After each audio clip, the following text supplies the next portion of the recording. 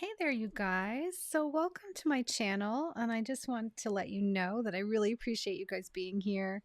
I've had so many questions about different brushes, and I'm not going to go through an extensive brush review right now, but I thought I'm recording some leaf tutorials for the watercolor for, floral for beginners class.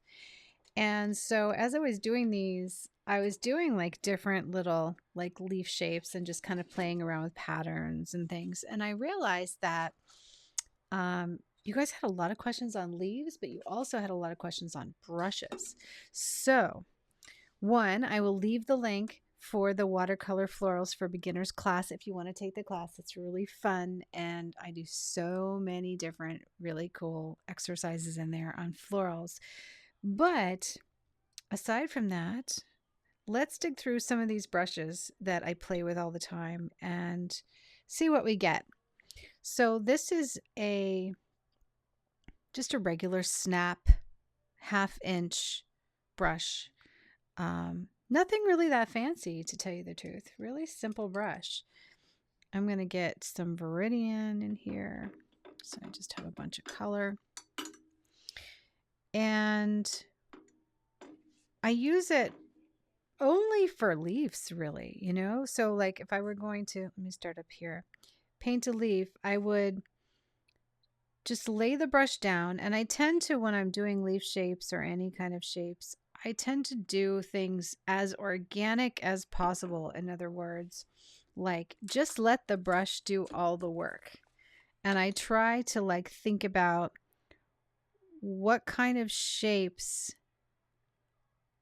I want for my leaves and what kind of shapes my brushes actually produce for me, because when you, let me get closer, because when you are using any brush, no matter what you're doing, a big thing about brushes is that they're there for your convenience, right? They're there so that they can produce like some kind of an effect for you. So this one, in order to get a brush stroke from it, I just lay it down and drag and then just kind of flick and twist. Now, the faster you do it, the more dry brushing effect you'll probably get because it won't have time to soak into the paper and it'll be pulling the paint too quickly. So you want to give it a second, to do it.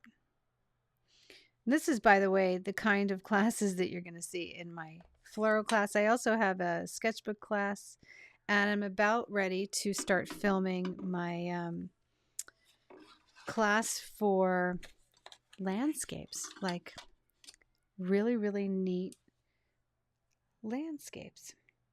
So if you like to do different like ocean scenes and, different landscaping scenes, then it might be fun for you to consider even that course. Depends on what level you're at. So you can see this is just really easy to do just based on letting the brush do it and just kind of maneuvering it. All right, so that's the snap brush. I guess we'll label these a little bit so that we have it. So this is a it's a 1/2 inch. Ooh, that's a really big.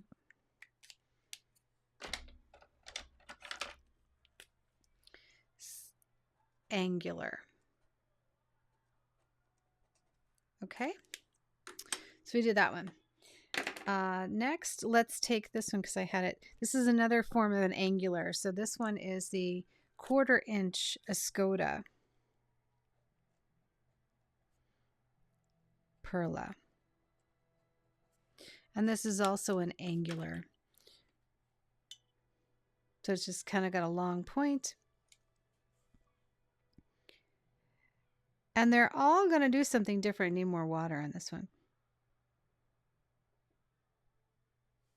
See how it's got that big, beautiful point there. So I can just lay the brush down and literally it's going to do all the work for me pretty much here. just by rolling the brush around, you know?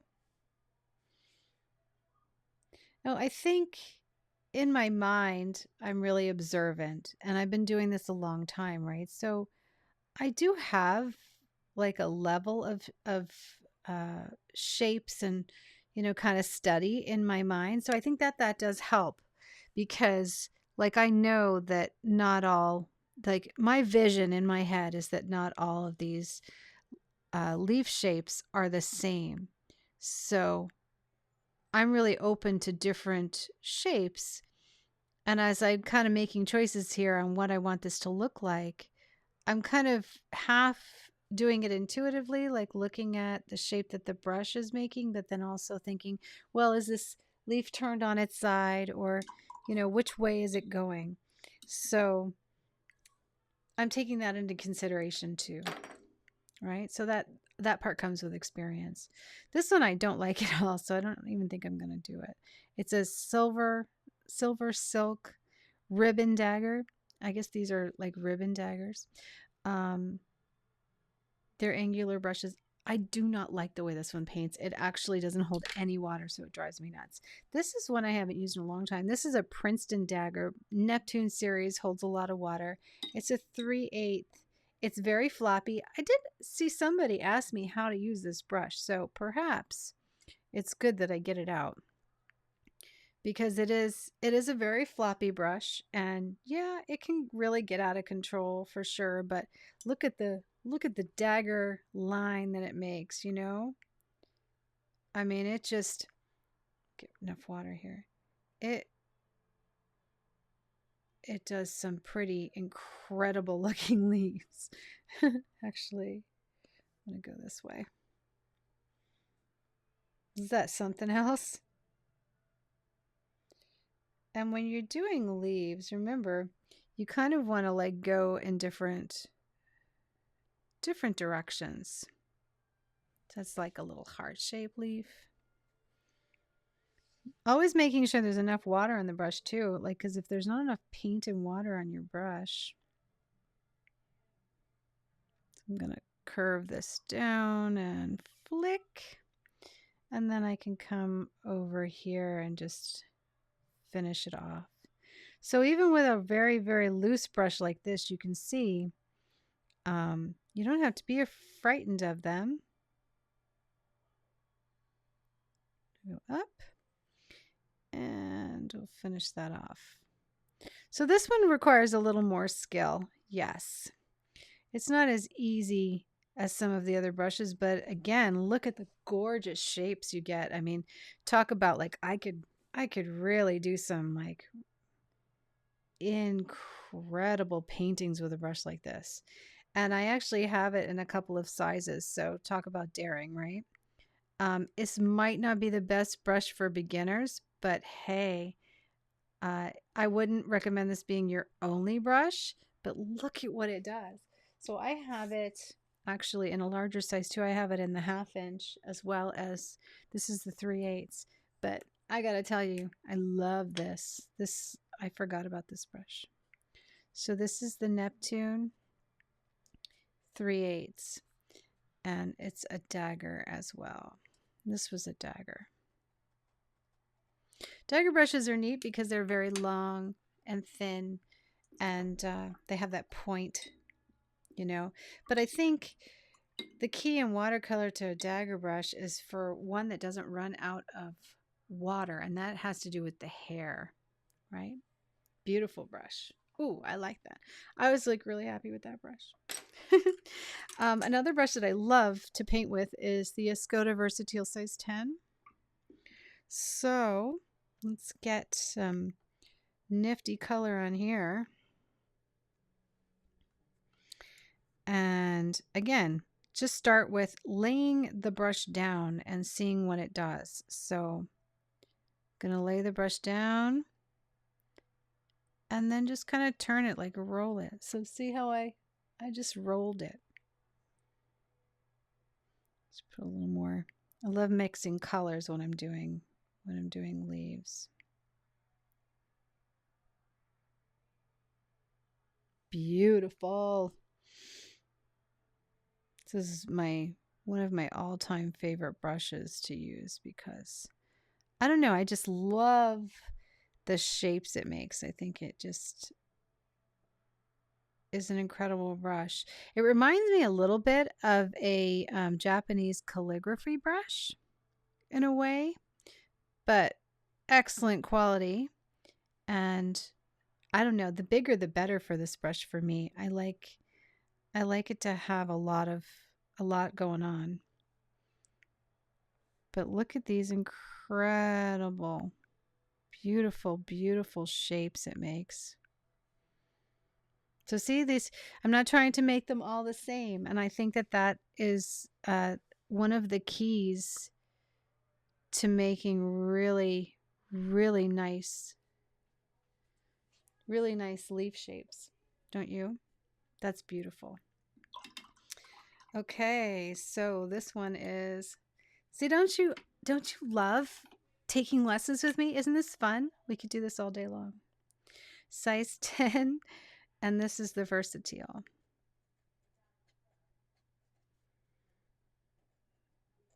And I'll leave links below for all these brushes. So this one is it's actually our long round. It's hard to find, so I definitely, people tell me they have a hard time finding it all the time. So for me, when they're this thin, I don't really love them.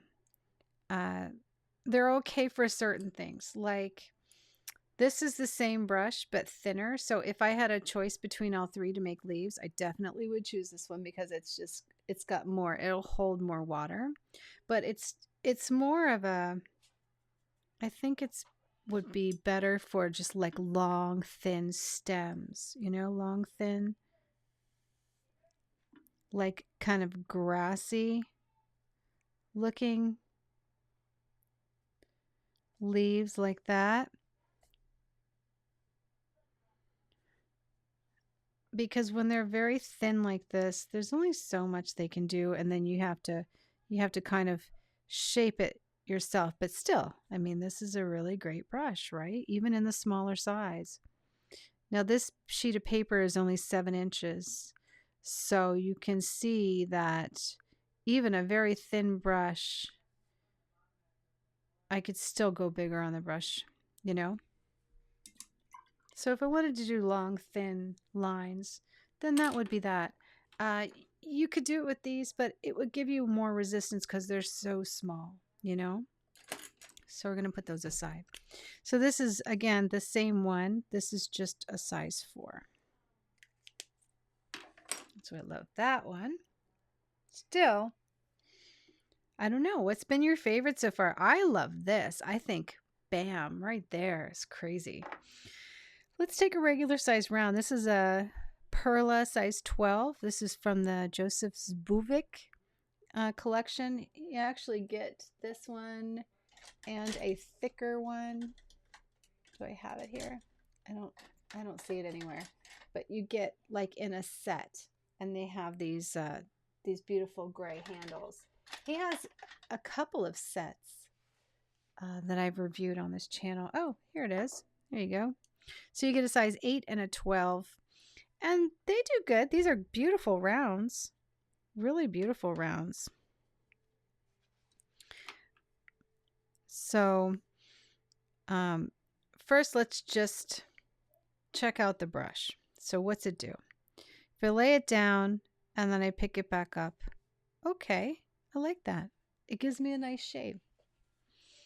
So lay it down and pick it back up. So that's where we start.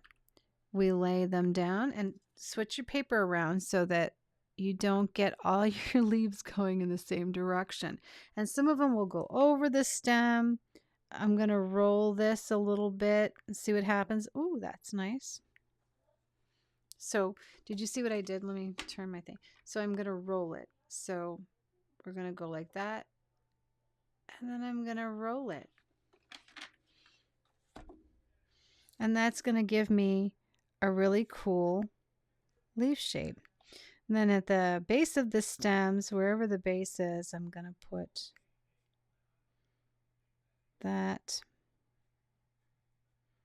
And then just add a little depth of color.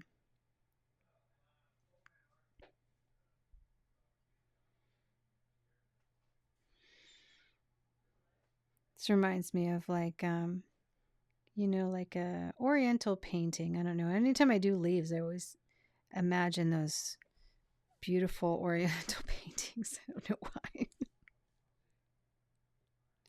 Let's put a few little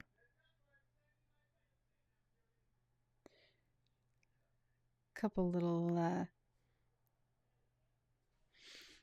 rounds. I have no idea why. I just needed to do that. All right. So that is the like a regular round, but this one is Escoda. You see why I like these. They're so nice. So this is the size 12. Now, I want you to tell me if you're surprised at the size of this. You know what I mean? Because I'm going to put Joseph's name here because he's a really great watercolor artist. So would this do the same thing? No, not really. I'll show you why, because this is so much smaller. So you literally are getting like little marks. So you would have to kind of put them together yourself, right? So it's not like a one touch, you know, one thing. I don't happen to like a real small brush for leaves because you have to do so much work. And I don't know, it makes it harder. I think it makes it harder and it looks too simple. You know, like you don't end up with like a leaf like this where you've got the colors mixing right on the page. And like these quills and stuff, they won't really do much for you, but like this is the COSMOTOP Davinci size 8. I'll show you what this does. So if we take some color here, let's load it with color. It's not even enough color. There we go. And lay the brush down. You can see the shape already. It's really round. But that's a great like eucalyptus leaf, right? So I lay the brush down because it's very, very fluffy brush. Every brush can do something different. There's probably not one brush you have that is useless. The question is, do you like what it does? Because a lot of these things I just don't like, you know, and they're not useful to me. But I do like to have a lot of brushes. In fact, I have a new brush set coming from Jackson's that they just released. I think it's by Davinci, and I'm excited to get it because I'm just rolling this brush to get the wide end because I want to see, you know, I'm excited to get it. I want to see what the new one's like. And let's just roll this here. There we go. COSMOTOP. Davinci's a great brush. I like the Davinci brushes. I don't have a ton of them, but I like the ones I have. Definitely can't do a stem with this, so I'm going to grab my tried and true and just come down. Just link these up with some stems and probably just give it a touch more color because I know what these are going to dry like, and I definitely want like kind of splotches of color and things on them. What else can I show you here? So if you have a flat brush, you can actually do something with a flat brush. This is a bright brush. This comes in the green set. It's size 12. Oh, we didn't write that down. So this is Davinci, size 8. And that's the COSMOTOP. I believe the COSMOTOP is a mix. I think maybe it even has squirrel in it. I'm not sure. I have to check. So here's our bright brush. Bright is kind of like a flat brush, but it's like it's neat at the corners, you know, like so it doesn't like if this is a flat brush, this one's neat. See how the corners kind of go in a little bit and the difference? This is a great flat brush, actually.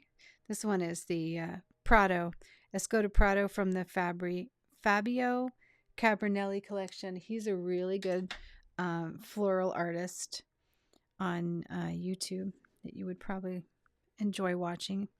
Okay, so lay the brush down. So remember, with these, I tend to start with the, the flat area, lay it straight down, but then twist it a little bit to get a tip, because it's a flat brush. It's not going to give you a tip right off the bat. So start with the flat edge, lay it down, but then bring it up. Can you see that? So again, come up, lay it down, and twist to get that flat edge. So is this the easiest? Nope, it is not the easiest. This is definitely more hard, but at the same time, you get a whole nother shape.